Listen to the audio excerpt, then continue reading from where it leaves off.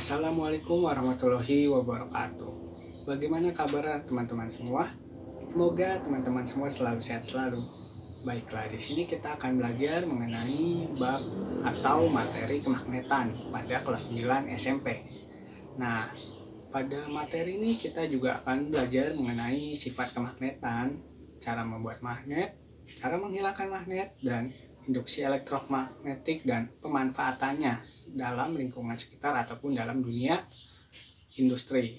Nah, sebelum kita mulai belajar, alangkah baiknya kita berdoa terlebih dahulu menurut kepercayaan dan agamanya masing-masing. Berdoa dimulai. Baik teman-teman, di sini kita akan masuk ke materi pembelajaran yaitu kemagnetan. Namun sebelumnya di sini terdapat beberapa kompetensi dasar dan tujuan pembelajaran. Nah, baik.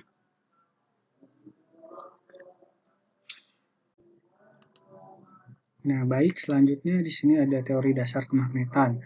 Jadi, seperti yang teman-teman tahu, mungkin pernah melihat bagaimana sebuah besi saling menempel atau sebuah besi dapat menarik sebuah paku. Nah, itu merupakan dari fenomena kemagnetan atau fenomena yang disebabkan oleh sebuah magnet. Nah, jadi di sini kita mempelajari dari dasarnya dulu, mengetahui bagaimana magnet ini berasal. Jadi kata magnet ini berasal dari bahasa Yunani atau magnetis litos, yang berarti batu magnesian. Jadi magnesian ini itu merupakan nama sebuah wilayah pada Yunani pada zaman dahulu. Sekarang wilayah ini bernama Malaysia di bawah wilayah Turki. Jadi di wilayah ini sudah terkandung berbagai atau mengandung batu magnet yang ditemukan sejak zaman dulu. Terus juga magnet terbuat dari logam seperti besi dan baja. Magnet memiliki berbagai bentuk dan dinamakan sesuai bentuknya. Seperti pada gambar ada magnet batang, magnet silinder, magnet jarum, magnet lada, magnet lingkaran. Nah, terus juga ada magnet alami seperti lodestone, pirhotite, columbite, dan basalt. Terus juga magnet. Jadi magnet ini merupakan adalah logam atau batuan yang dapat menarik benda-benda yang mengandung besi, nikel, kobalt, atau campuran bahan-bahan tersebut. Kemagnetan ini adalah suatu sifat zat yang teramati sebagai suatu gaya tarik atau gaya tolak antara kutub-kutub yang tidak sama ataupun yang sama. Jadi secara sederhananya kemagnetan ini merupakan sifat atau gejala yang terjadi pada magnet. Baik teman-teman, selanjutnya yaitu kutub-kutub magnet. Nah, jadi magnet ini terdapat dua kutub, yaitu kutub utara dan kutub selatan. Kemudian juga kutub-kutub magnet ini selalu ada pada setiap magnet, walaupun magnet tersebut dipotong menjadi potongan magnet kecil seperti pada gambar. Meskipun dibelah menjadi beberapa bagian, setiap bagian magnet itu selalu memiliki kutub utara dan kutub selatan. Nah, jadi bagian-bagian ini itu disebut sebagai magnet elementer. Kemudian juga terdapat dua sifat kutub magnet. Yang pertama, kutub yang berbeda jenis akan tarik-menarik dan kutub yang jenisnya sama akan tolak-menolak. Seperti pada video, kutub yang sama akan saling tolak-menolak, seperti kutub selatan dan selatan. Sedangkan pada jenis kutub yang berbeda, mereka akan saling menempel dan saling tarik-menarik. Gitu. Itu dua sifat kutub magnet. Kemudian juga ada medan magnet. Selanjutnya merupakan medan magnet. Jadi pada medan magnet ini merupakan daerah di sekitar magnet yang dapat dipengaruhi magnet atau benda lain. Nah, jadi seperti yang ditunjukkan pada video,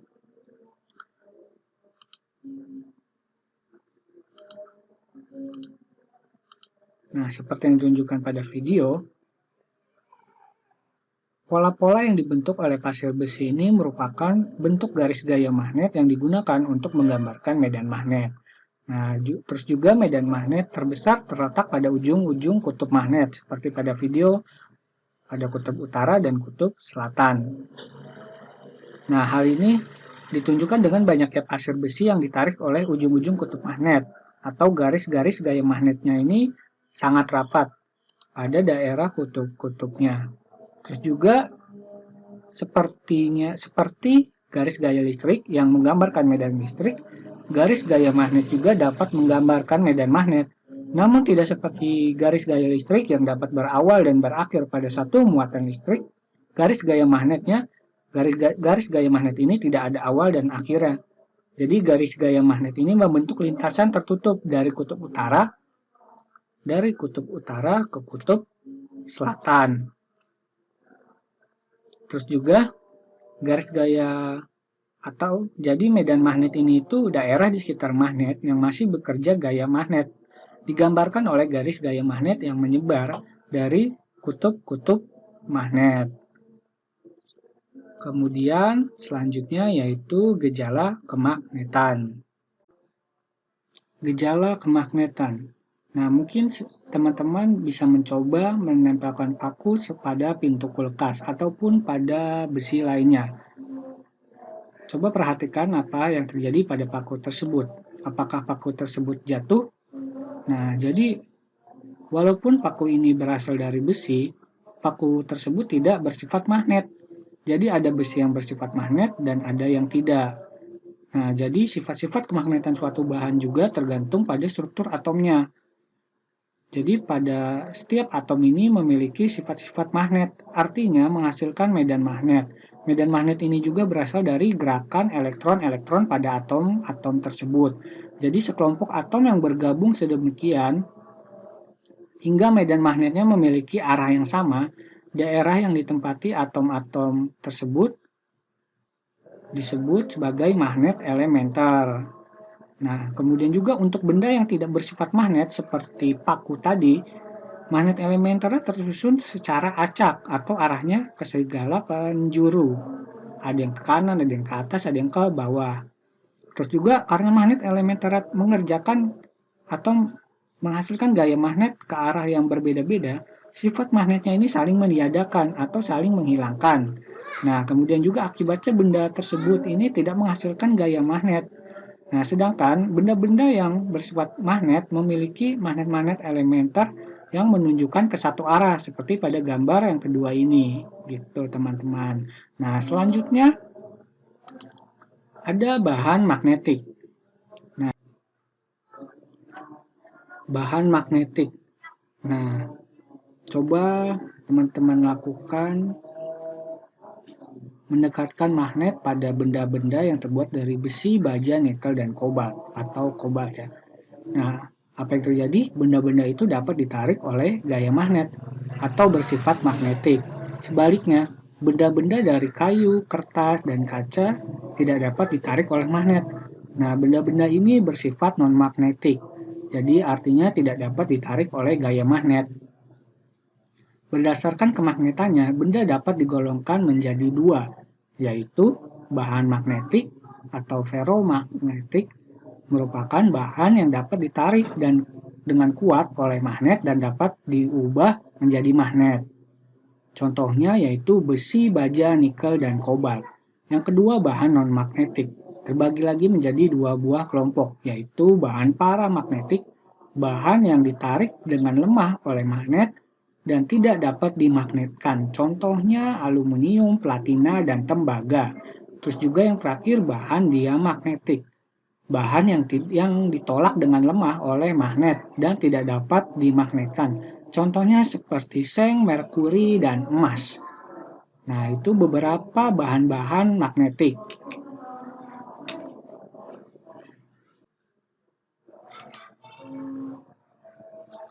Baik, selanjutnya yaitu cara membuat magnet. Nah, magnet ini ada yang diperoleh langsung dari alam dan dibuat oleh manusia. Magnet yang diperoleh dari alam berupa mineral magnetik. Nah, terus juga magnet yang dibuat manusia berasal dari bahan-bahan ferromagnetik seperti besi. Nah, dengan membuat magnet-magnet elementernya menjadi searah. Ada beberapa cara membuat magnet yang dapat kita coba atau yang mendapat teman-teman coba juga di rumah. Yang pertama yaitu menggosokkan besi dengan magnet.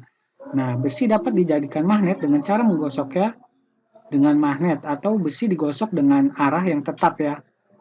Dengan arah yang tetap agar magnet elementernya ini yang semulanya tidak dapat atau tidak teratur dapat diatur untuk menuju ke satu arah saja. Nah, terus juga selanjutnya menginduksi atau mendekatkan besi dengan magnet selama beberapa waktu. Nah, jadi saat didekatkan, sehingga ujung B pada besi ini akan menjadi kutub utara, dan ujung A ini akan menjadi kutub selatan. Nah, jadi pada membuat magnet dengan cara ini,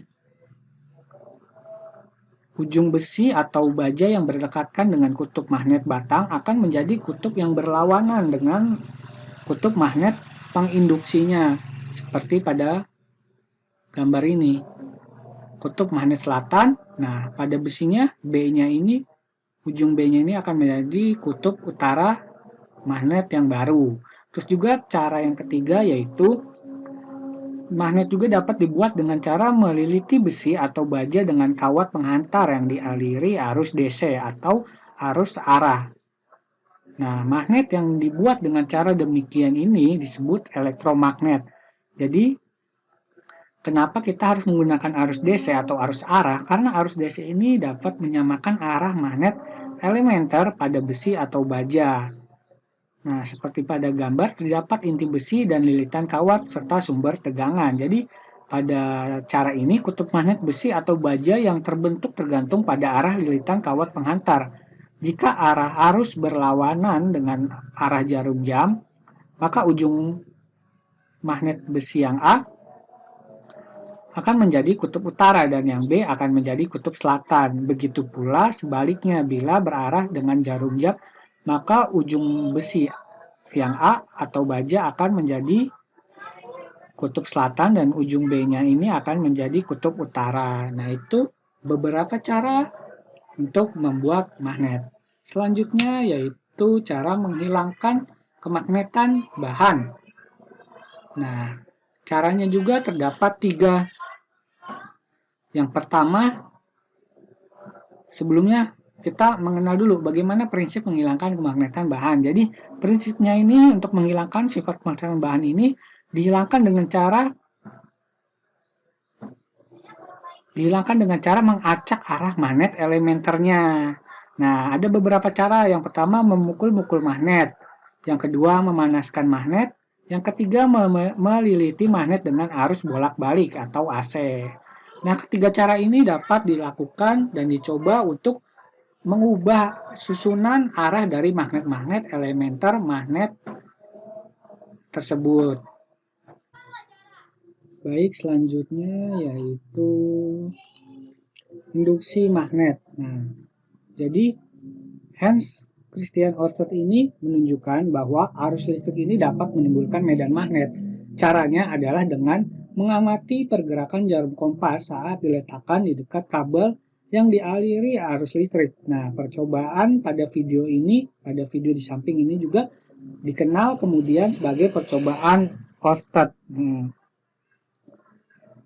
Jadi pada percobaan Ørsted ini juga arah medan magnet dan arah arus ini dapat saling mempengaruhi. Seperti pada gambar, di mana bila arus mengaliri pada kabel, nah jarum kompas ini yang terdiri dari magnet akan bergerak gitu. Nah, ini beberapa percobaan Ørsted yang dilakukan pada penelitiannya. Kemudian, nah arah medan magnetnya juga dapat ditunjukkan dengan menggunakan tangan kanan seperti pada gambar. Nah, ibu jari ini menunjukkan arah arusnya, sedangkan jari-jari yang lainnya ini menunjukkan medan magnetnya. Terus juga ada, nah, bila tadi kan kabel yang lurus.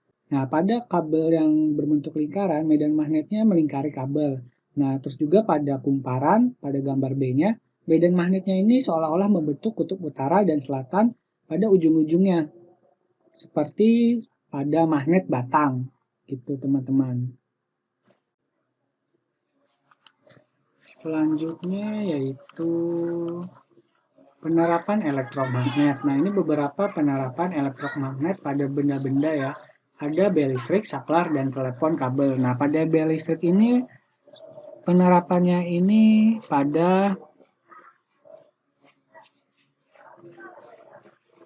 seperti pada gambar ini, pada kumparan kawat ya. Nah, ketika arus mengaliri kumparan kawat ini kan terjadi medan magnet sehingga dapat menggerakkan lengan pemukul untuk memukul bel dan menghasilkan bunyi. Sedangkan pada saklar, elektromagnetnya ini digunakan untuk menggerakkan lengan besi untuk menyalakan atau mematikan saklar. Sedangkan pada telepon kabel, nah prinsip kemagnetannya ini pada saat energi listrik mengalir pada kabel telepon menimbulkan efek elektromagnetik yang kekuatannya ini berubah-ubah sehingga mampu menggetarkan diafragma besi lentur pada speaker telepon. Nah, jadi getaran pada speaker ini juga yang akhirnya menggetarkan udara di sekitar dan memberikan efek dengar bagi telinga kita.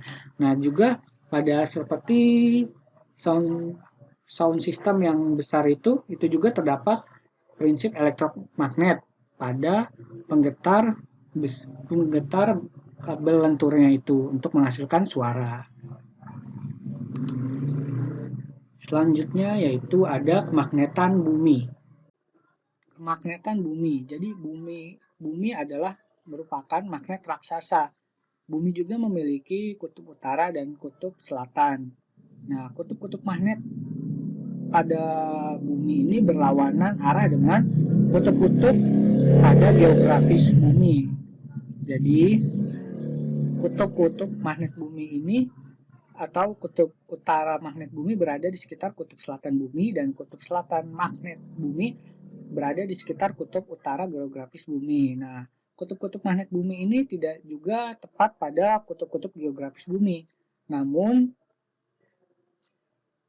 terletak pada berbeda. Misalkan kutub selatan magnet bumi terletak pada kurang lebih di timur laut pada Kanada. Sedangkan kutub utara magnet bumi terletak pada dekat Antartika atau dekat benua Antartika. Terus juga ada perbedaan sudut antara sudut kutub magnet bumi dan sebuah kutub bumi.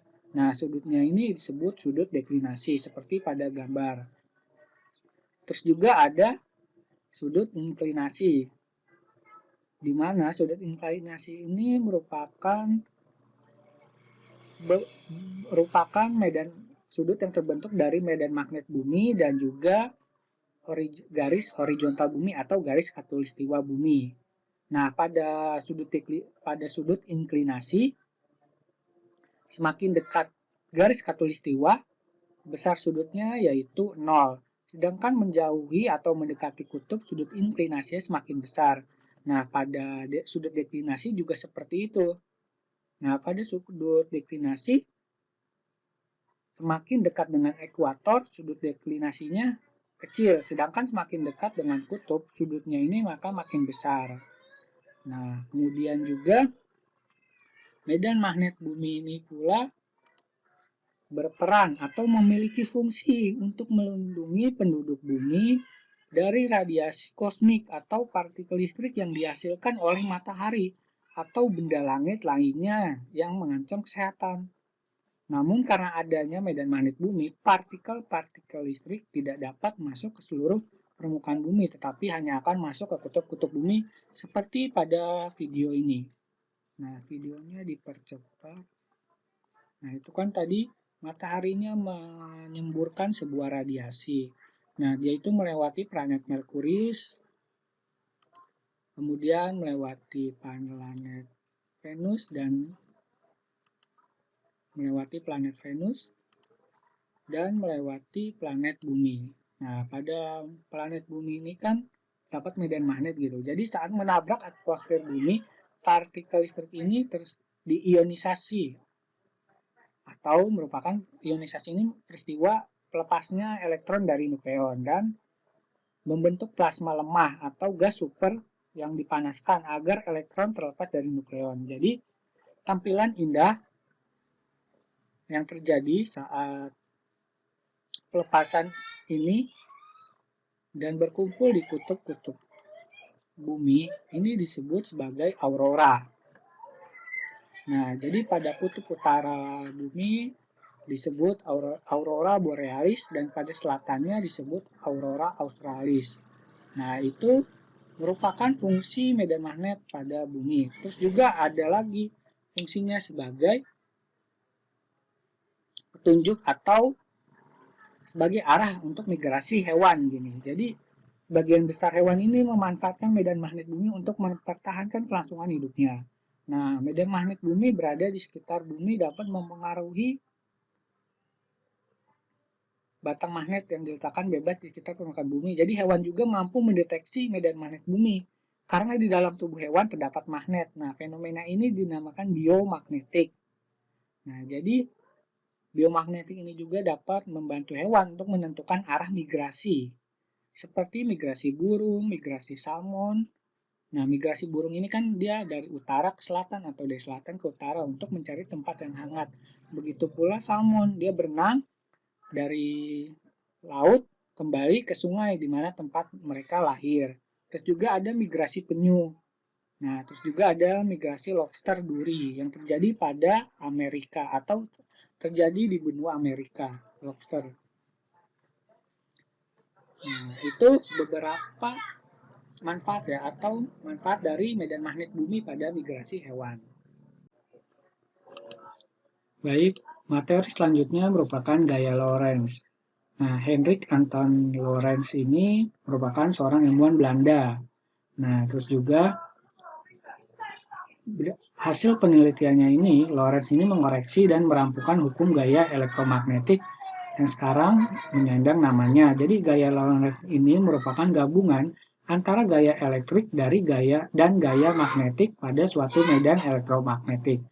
Nah, jadi gaya Lorentz ini ditimbulkan karena adanya muatan listrik yang bergerak atau karena adanya arus listrik dalam suatu medan magnet.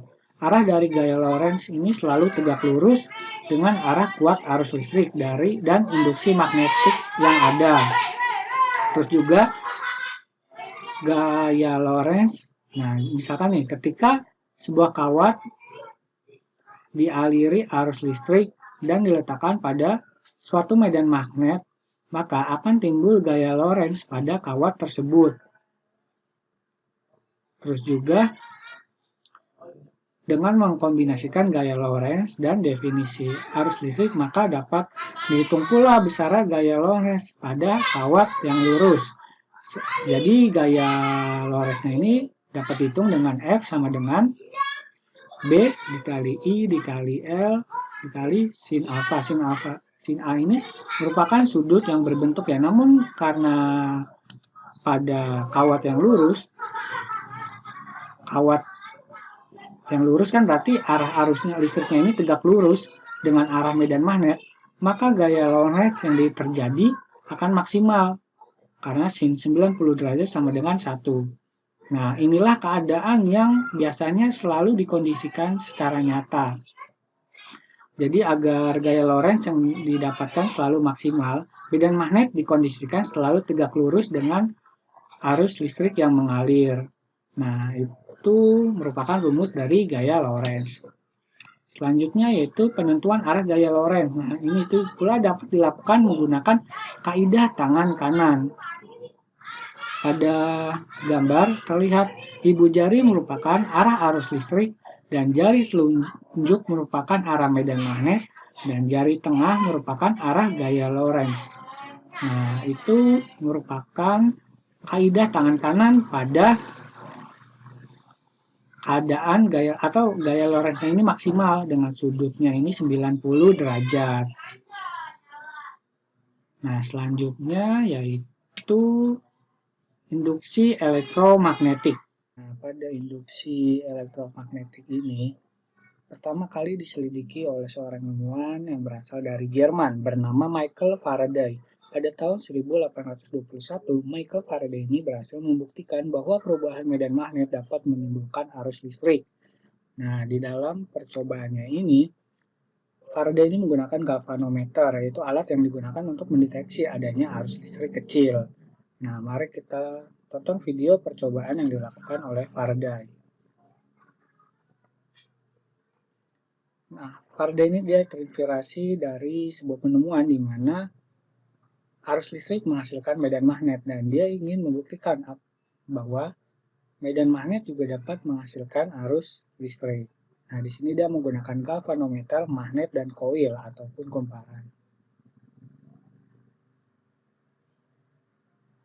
Ketika magnet diam di luar kumparan, tidak ada yang terjadi. Dan ketika dia bergerak masuk, akan terjadi pergerakan pada jarum galvanometer. Namun ketika magnetnya berhenti di dalam koil, itu tidak, jarum di galvanometernya juga tidak akan berubah.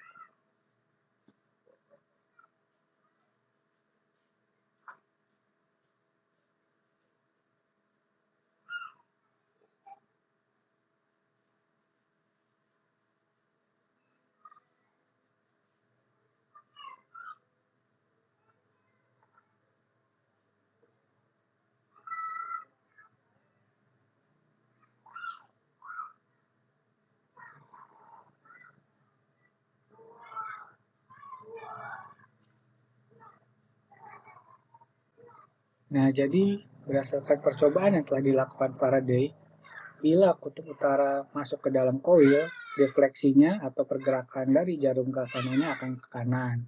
Nah, sedangkan bila kutub utaranya keluar dari koil, pergerakan jarumnya ke kiri, dan bila kutub selatan yang masuk ke dalam, yaitu akan bergerak ke kiri, dan saat kutub selatan keluar, itu akan bergerak ke kanan. Nah, itu percobaan yang dilakukan oleh Faraday. Bagaimana bila pergerakan magnet di dalam koilnya menjadi lebih cepat?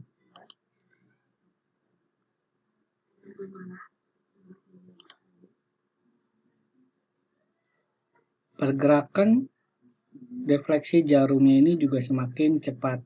Nah, jadi dapat disimpulkan, semakin cepat gerakan, semakin cepat defleksi gerakannya, maka semakin banyak arus induksi yang dihasilkan. Nah, itu merupakan percobaan yang dilakukan oleh Michael Faraday. Kemudian juga, gaya gerak listrik yang timbul akibat adanya perubahan jumlah garis gaya magnet dinamakan GGL induksi. Sedangkan arus yang mengalir disebut arus induksi dan peristiwanya atau konsep perubahan medan magnet dapat menghasilkan listrik disebut induksi elektromagnetik.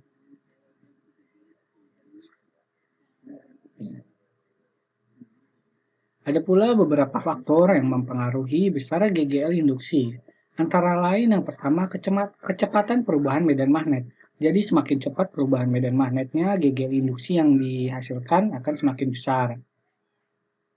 Kemudian juga ada jumlah lilitan. Semakin banyak jumlah lilitan pada koilnya ini, GGL induksinya yang timbul semakin besar. Terus juga kekuatan magnetnya.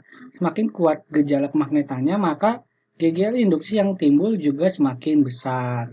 Itu merupakan peristiwa induksi elektromagnetik.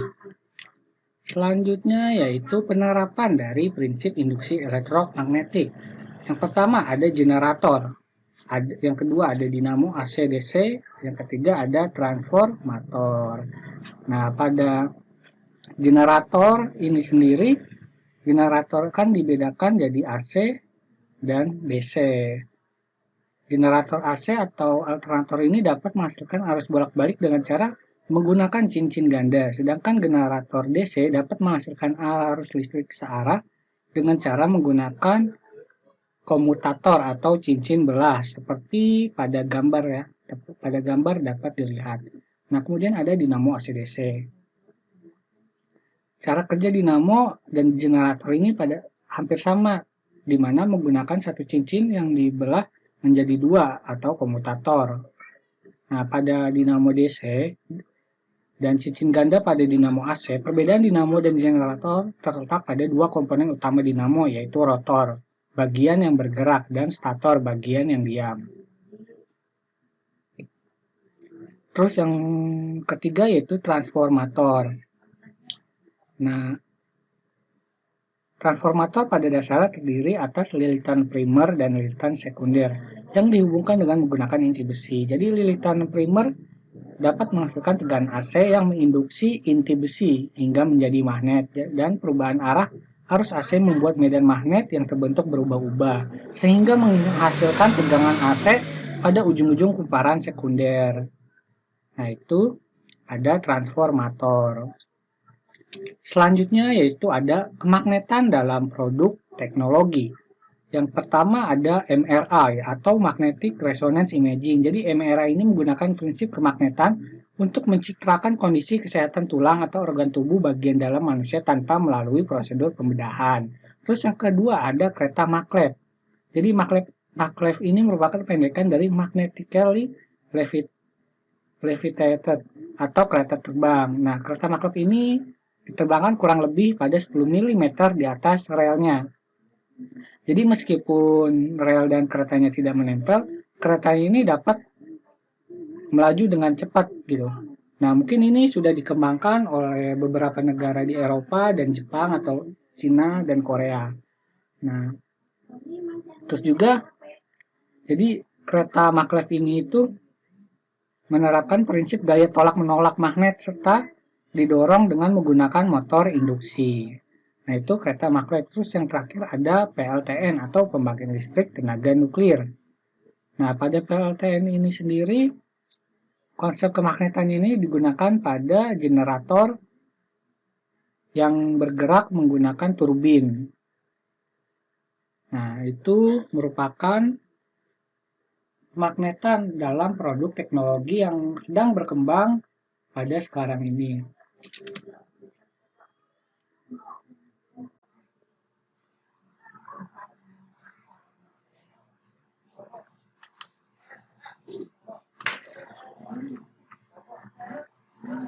Baik, itu merupakan penjelasan dari saya mengenai materi kemagnetan pada kelas 9 SMP atau MTS.